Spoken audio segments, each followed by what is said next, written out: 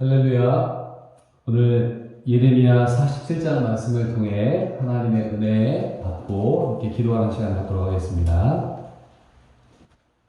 자, 저희가 함께 계속해서 예레미야 말씀을 보고 있는데요. 45장까지는 하나님께서 이스라엘 나라에 대한 심판의 말씀들을 주셨고 46장부터는 이제 10개의 나라가 나옵니다. 10개의 나라들 가운데 46장에서는 하나님의 심판을 통해 멸망하는 애굽에 대한 하나님의 심판이 있었습니다. 그래서 하나님이 애굽을 심판하신다. 그리고 오늘은 블레셋이라는 나라에 대한 하나님의 심판을 이야기하고 있습니다. 자, 47장 1절을 보시면은 바로가 가사를 치기 전에 블레셋 사람에 대하여 선지자 예레미야에게 임한 여호와의 말씀이라. 자, 여기 이제 심판의 대상은 블레셋입니다. 자, 그럼 블레셋은 어떤 나라인가? 우리가 잘 아는 골리앗, 그 골리앗이 블레셋 사람입니다. 사사기부터 열왕기에 거쳐서 이 블레셋이라는 나라를 하나님이 심판하라고 이스라엘 백성들에게 명령을 주셨는데 블레셋이 너무나 강력한 나라는 거예요. 그 나라를 함락할 수 있는 힘이 없습니다. 결국에 다윗의 시대가 돼서 이 블레셋을 심판을 했습니다. 이 블레셋은 가시 같은 나라예요. 가시 같은 나라. 끊임없이 이스라엘을 공격하고 괴롭히던 나라였습니다. 언약궤를 빼앗기기도 했고 정말 고통을 많이 주던 이 블레셋이라는 나라가 있었는데 하나님께서 이스라엘도 멸망시켰지만은 바벨론이라는 나라를 통해서 이 블레셋도 하나님이 심판하신다. 이게 오늘 47장 전반적인 내용이라고 볼 수가 있습니다. 자, 그러면 어떤 모습으로 하나님이 심판하시는가? 2절을 보겠습니다. 2절을 보시면은 여호와께서 이와 같이 말씀하시되 보라 물이 북쪽에서 일어나 물결치는 시내를 이루어 그 땅과 그 중에 있는 모든 것과 그 성읍과 거기에 사는 자들을 휩쓸리니 사람들이 부르짖으며 그 땅 모든 주민이 울부짖으리라. 아멘. 자, 북쪽에서부터 물이 일어난다. 북쪽은 바벨론을 뜻하거든요. 이 바벨론의 이 전쟁에 대한 모습을 물이 홍수가 휩쓸고 가는 모습으로 보게 됩니다. 지금 우리나라도 태풍으로 말미암아 어마어마한 손실을 보고 있는데 비가 인간이 상상할 수 없을 만큼 오고 또 우리 댐의 수위를 잘 조절하지 못한 것도 포함되어 있어가지고 그냥 그 집을 통과해버린 적이 있습니다. 나만 하는 게 하나도 없어요. 하나님의 심판이 블레셋에 이렇게 임하게 될 것이다. 사람들은 그 심판을 받으면서 어떻게 한다고요? 거기 나와 있죠. 사람들이 부르짖으며 그 땅 모든 주민이 울부짖으리라. 하나님의 심판이 이렇게 무서운 거예요. 자, 그 울부짖는 모습을 또 묘사합니다. 3절을 보십시오. 군마의 말굽소리와 달리는 병거 바퀴가 진동하는 소리 때문에 아버지의 손맥이 풀려서 자기의 자녀를 돌보지 못하리니. 이 엄청난 소리가 들리는데 말을 타고 오는 적들의 소리, 또 마차와 연결되어 있는 그 소리들이 어마어마하게 큽니다.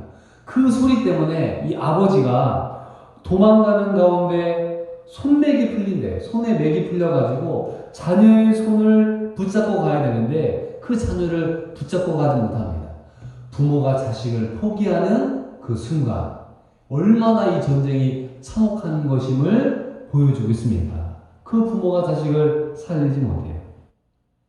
자, 4절 보겠습니다. 그 이유는 블레셋 사람을 유린하시며 두로와 시돈에 남아있는 바 도와줄 자를 다 끊어버리시는 날이 올 것입니다.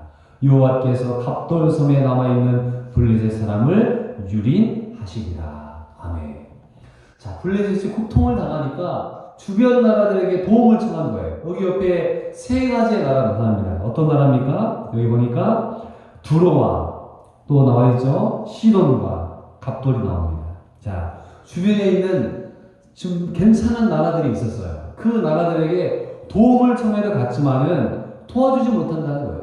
그 나라들도 함락당하거든요. 갑돌이라는 곳이 어디냐면은 글레테 섬입니다. 글레테 섬. 그 글레테 섬은 이 블레셋 사람들이 원주민들이 거기 있다가 이 블레셋으로 온 곳이에요.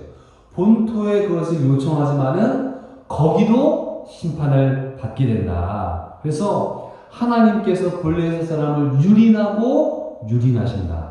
이 유린이라는 단어가 좀 어렵잖아요. 사전을 찾아보니까 유린은 남의 권리, 인격을 짓밟는 것, 이것을 유린이라고 합니다. 그러니까 하나님께서 이 바벨론이라는 나라를 통해서 블레셋을 짓밟고 그들에게 심판을 내리신다는 말씀이에요. 자, 그러면은 그들이 어떠한 아픔과 상처를 겪는가 5절을 보겠습니다. 5절을 보시면은 가사는 대머리가 되었고 아스글론과 그들에게 남아있는 평지가 잠잠하게 되었나니 내가 내 몸 베기를 어느 때까지 하겠느냐.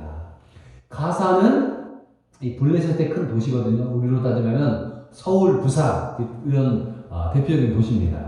그 도시가 대머리가 될 것이다. 옛날에 적장들을 잡으면은 머리를 깎아버리는 거예요.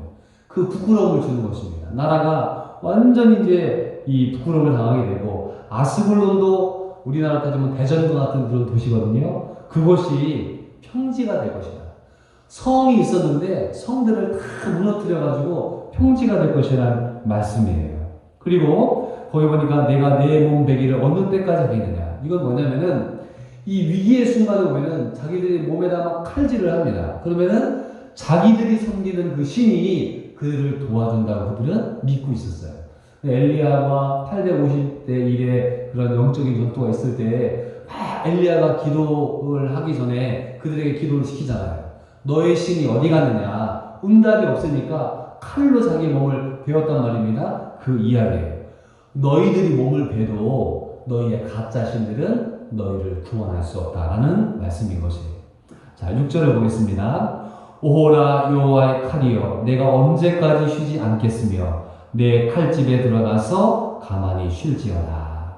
하나님의 칼이 쉬지 않으신다는 거예요. 그 칼집으로 들어가야 되는데 하나님의 칼이 쉬지 않고 그들을 심판한다는 말씀입니다. 자, 7절 보겠습니다. 7절이요. 자, 시작. 여호와께서 이를 명하셨은즉 어떻게 잠잠하며 쉬겠느냐.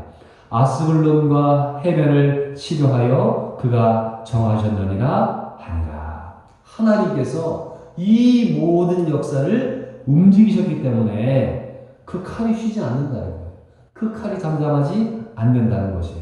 그래서 이 아스글론과 해변은 블레셋 지역이 이 지중해를 끼고 있는 도시이기 때문에 그 해변까지도 하나님이 다 심판하신다는 말씀으로 이제 끝나게 됩니다. 47장은 굉장히 짤막한 장이에요. 자, 오늘 여기서 몇 가지 교훈들을 살펴보겠습니다. 첫 번째는 하나님은 모든 나라를 심판하신다는 것을 보여줍니다. 지금 미국이라는 나라가 세계를 지금 뒤흔들고 있잖아요.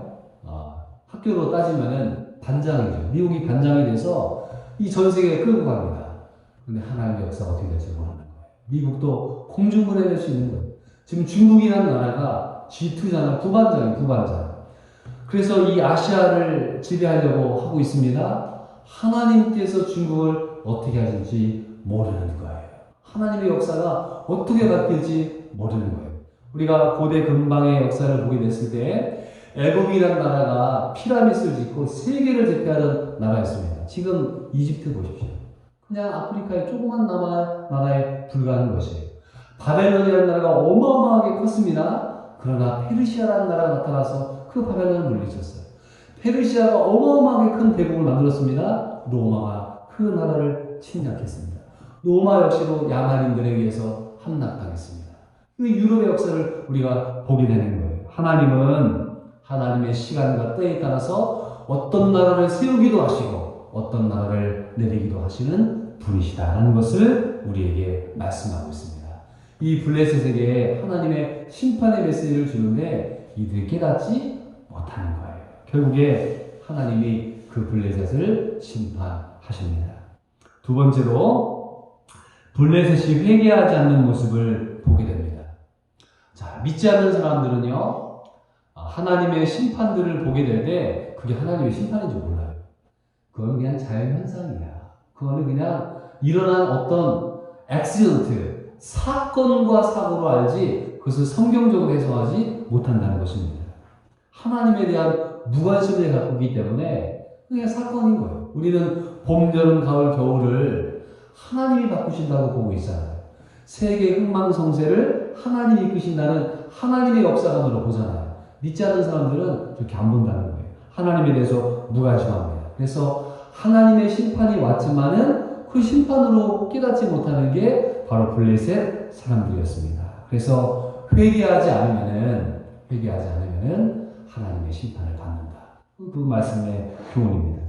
세 번째는 이 하나님의 심판은 피할 수가 없다는 것이에요. 하나님의 심판은 어디로 도망가서 피할 수가 없는 것입니다. 온갖 힘을 다해서 피하려고 해도 그 심판을 피할 수가 없다. 너무나 무서운 일이죠. 사람이 한 번 살다가 죽는 것은 하나님이 정해놓으신 이치란 말이에요.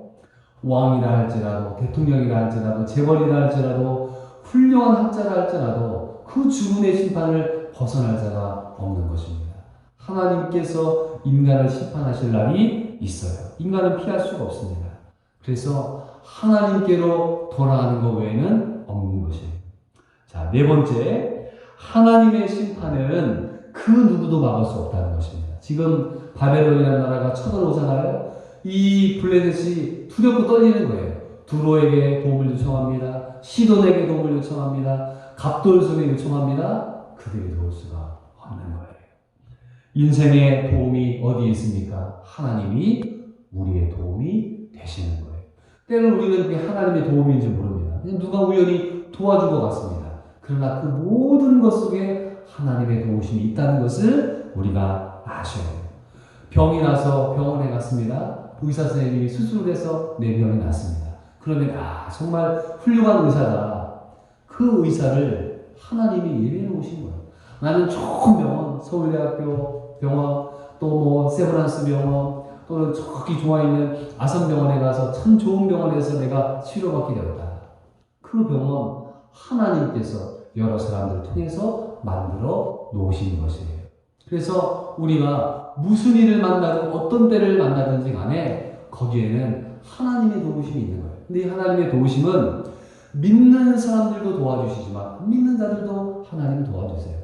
서울대학교 들어가는데 다 믿는 사람들만 들어갑니까? 그렇지 않습니다. 하나님이 해와 이 비를 선인과 악인에게 다 똑같이 베풀어 주시는 것처럼 하나님의 축복은 모두에게 다 일방적으로 다 똑같이 주신다는 것을 알게 됩니다. 또한 심판도 다 똑같이 받는다는 것이에요. 그래서 그 누구도 하나님의 심판을 막을 수 없다. 마지막으로 이 하나님의 심판은 끝장을 냅니다. 자, 그 칼이 쉬지 않는다고 했잖아요. 하나님의 심판은 한번 시작되면은 마지막까지 갑니다. 자, 창세기에 천지 창조가 있잖아요. 태초가 있었습니다. 어떻게 갑니까? 심판을 향해 가고 있는 것입니다. 요한계시록 16장을 보면은 이 하나님의 심판의 7대접이 나옵니다. 7대접이 나옵니다. 첫 번째 심판의 대접이 무엇이었습니까? 그것이 바로 전염병이었습니다. 지금 코로나가 전 세계를 지금 뒤엎고 있지 않습니까? 이게 재앙의 첫 번째라니까요. 재앙의 첫 번째예요. 어마어마한 이 재앙의 첫 번째가 이루어지고 그 다음에 순차적으로 하나님의 심판이 있다고 사도 요한이 예언을 했습니다. 두 번째가 뭐였습니까? 바다가 죽는 거예요. 바다 온도가 올라가서 바다 생물들이 다 죽고, 세 번째는 강이 죽는다고 했죠. 강에 있는 생물들이 죽고, 네 번째는 태양이 뜨거워져서 태양 때문에 사람들이 열병에 의해서 죽고, 다섯 번째 태양이 어두워지는 그 고통을 겪게 됩니다. 여섯 번째 강물이 마르고 귀신들의 영에 의해서 전쟁이 일어납니다. 그래서 인류 마지막이 이 아마겟돈 전쟁처럼 마지막 전쟁이 일어나서 이 나라와 나라, 민족과 민족이 싸우는 엄청난 전쟁이 일어나게 될 것이고, 맨 마지막이 무엇입니까? 큰 지진이 일어난다. 그래서 선들이 사라진대요. 이제 일본 같은 나라들이 있는데 하나님께서 어떻게 하실지 모르는 거예요. 선들이 사라져버리는 일들이 일어나게 되는 것입니다. 사랑하는 성도 여러분, 오늘 짤막한 예레미야 47장 말씀을 보면서 블레셋이라는 나라 하나님의 심판을 보게 됩니다. 블레셋만 심판하시느냐? 그렇지 않습니다. 저와 여러분도 하나님이 심판하시고 우리 주변에 있는 나라를 하나님이 심판하시는 거예요. 저 북한이 떵떵거리고 있는 그 핵무기가 있지만 그 핵이 자기들을 심판할지 그 누구도 모르는 것입니다. 그래서 오늘 하나님의 심판을 우리가 묵상하며 하나님 회개하는 자 구원에 이르게 해주시고 우리나라도 어마어마한 복을 받았잖아요. 뭐 부모님들이 자식들을 잘 가르쳐서 뭐 삼성이나 현대 이런 훌륭한 기업들이 있어서 이 나라가 잘 된 것도 있지만 그 모든 것들을 이끄시는 분이 하나님인 것을 우리가 알아야 됩니다. 그래서 하나님 앞에 교만하면은 심판을 받고 하나님 앞에 겸손하면은 하나님 우리를 들어 쓰시리라 믿습니다. 오늘 이 심판에 대한 말씀 두렵고 떨리는 마음으로 받아 하나님 앞에 겸손하게 살아가시는 우리 모든 성도님들 되시기를 주의 이름으로 축원드립니다. 아멘. 기도하겠습니다. 사랑이 많으신 하나님 아버지 감사합니다. 오늘 블레셋에 대한 하나님의 심판의 말씀을 우리가 보게 되면서 하나님 이 하나님의 심판을 피할 길이 없습니다. 주변에 도움을 청하는 손을 편다 할지라도 두로와 시돈과 갑돌이 도와줄 수 없는 것처럼 우리가 위태롭게 되었을 때 그 누구도 우리를 구원해 줄 자가 없습니다. 우리가 죽음을 만나게 될 때 철학이 우리를 구원하지 못하고 과학이 우리를 구원하지 못하고 의료가 우리를 구원하지 못합니다. 오직 예수께서 우리의 영혼을 구원하실 줄을 믿습니다. 하나님 참으로 힘들고 어려운 시대에 살고 있는데 우리에게 하나님 두렵고 떨리는 마음을 주시고 교만한 마음을 내어버리고 겸손한 마음으로 살아가는 저희들 되게 하여 주옵소서. 개인의 심판과 나라의 심판 이 모든 것들이 하나님의 손에 있음을 깨닫고 오늘도 겸손한 마음으로 하루를 살아가며 주님의 뜻을 이루어가는 저희들 될 수 있도록 인도하여 주옵소서. 하나님 태풍이 지나갔습니다. 고통받는 우리 민족의 사람들을 위로하여 주시고 환난 가운데도 오시는 하나님의 은혜로 일어날 수 있도록 도와주십시오. 집이 떠나려 가서 마음이 내려앉은 자들이 있습니다. 어떻게 일어날지 소망을 갖지 못한 자들이 있습니다. 하나님 이런 어려운 자연재해를 통해 하나님의 두려움을 깨닫게 해주시고 이것을 또 일으켜갈 수 있는 사람들도 보내주셔서 위로하여 주시옵소서. 오늘도 하나님의 심령 가운데 은혜의 담비를 내려주시고 주의 뜻대로 살아가는 저희를 되게 하여 주옵소서. 예수님의 이름으로 기도드리옵나이다. 아멘.